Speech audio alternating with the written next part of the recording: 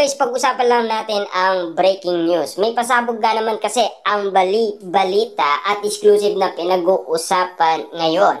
Wow, Alden Richard, ka-level na mga senador. Yan kasi ang mga pinag-uusapan kung bakit nga naman kasi napakaswerte ng mapapangasawa ni Alden Richard. Nasa kanya na kasi ang lahat ng inahanap ng mga babae. Kaya nga naman kasi, marami nga naman kasing nagsasabi na jojowain, 'di ba? Yan kasi ang mga latest. Kung bakit nga naman kasi pilit na sinasabi yan ng mga kababaihan. Lalong-lalo na kasi sa mga nakakasama ni Alden Richard sa bawat trabaho. Lalong-lalo na kasi parami ng parami ang mga nagiging kaibigan ni Alden Richard. Lalong-lalo na ang ganitong sitwasyon ay talagang makatotohanan.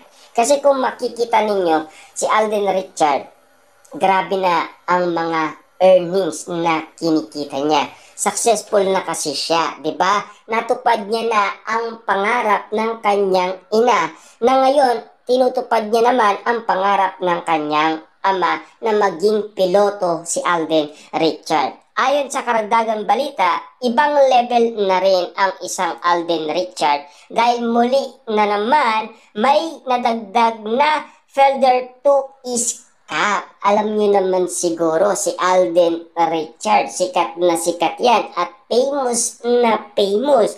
Lalong-lalo na, popular na rin ang pangalan Alden Richard. Siyempre, nakilala si Alden Richard sa Itbulaga, sa Kalye Serye dahil napakaganda, lalong-lalo na kasi maraming fans ang Aldab noon dahil nabuo nga naman kasi ang Aldab Nation. Kita-kita nyo naman siguro kung papaano pinagkaguluhan sila Alden Richard at Catherine Bernardo, na kung alam nyo lang ang Kalye Serye ang tumalo sa It's Showtime noon. Hindi alam ni Vice Ganda kung ano ang panlaban niya noon sa Kalye Serye. Talagang nanginginig na sila kapag oras na ng Kalye Serye noon, na tila hindi na nila alam kung ano ang panlaban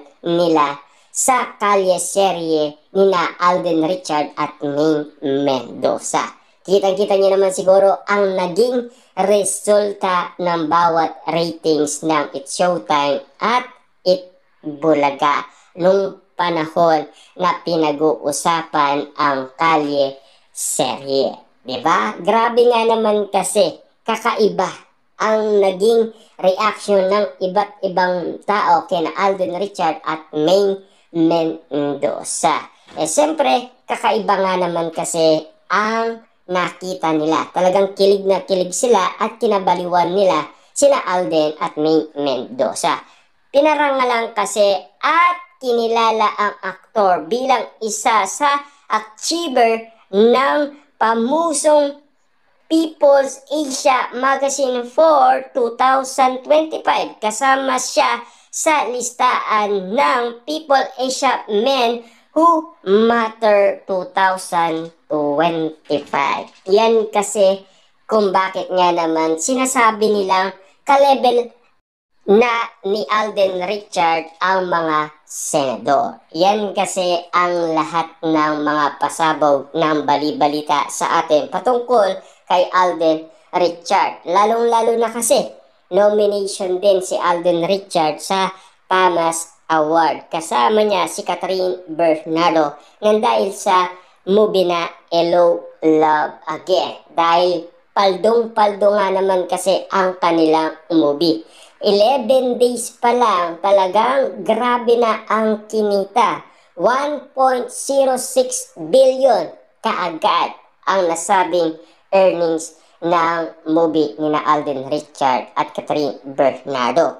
Grabe kasi dahil hindi pa naman napapanood ang nasabing movie, ubos na kaagad ang ticket. Ganon katindi ang mga Katden fans nung panahon na pinag-uusapan ang Katden movie. Kasi may patikim kasi si Direk Cathy na talagang uhaw na uhaw ang lahat ng mga Delulu fans, mga netizens at mga sawsawerang kapitbahay sa Hello Love Again. Dahil sabik na kasi sila. Dahil almost 5 years sila nag-intay. Grabe nga naman kasi ang request nila na patuloy talagang pinag-uusapan na sana ibalik sina Catherine Bernardo at Alden Richard. Ayon pa sa karagdagan balita, ang importanteng parangal ay pagkilala sa kanya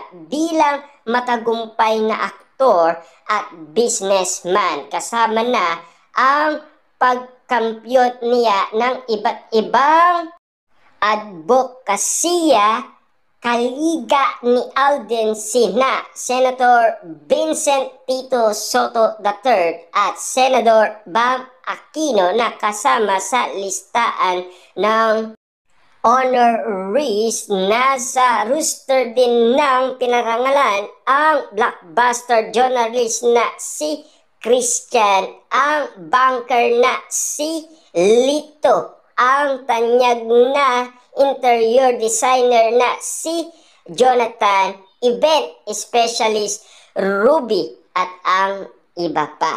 Yan ang mga karagdagan na balita. Yan kasi ang mga may init na update patungkol kay Alden Richard, kung bakit nga naman kasi pinag-uusapan ang lahat ng mga achievement ni Tisoy patungkol sa lahat ng mga tagumpay na talagang nakamit niya, dahil yan ang mga pangarap ng kanyang ina na makilala si Alden Richard. Kita nyo nga naman kasi ang pagkakataon.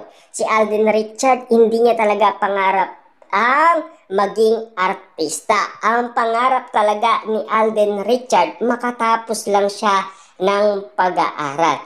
Pero talaga ang pangarap niya maging piloto. Kaso nga lang kasi hindi kaya ng kanyang pamilya ang tuition fee. Kaya nga naman kasi hanggang marketing lang si Alden Richard. Yun lang ang kinuha niyang kurso. Pero take note gastos yun ni Alden Richard ang kanyang pag-aaral.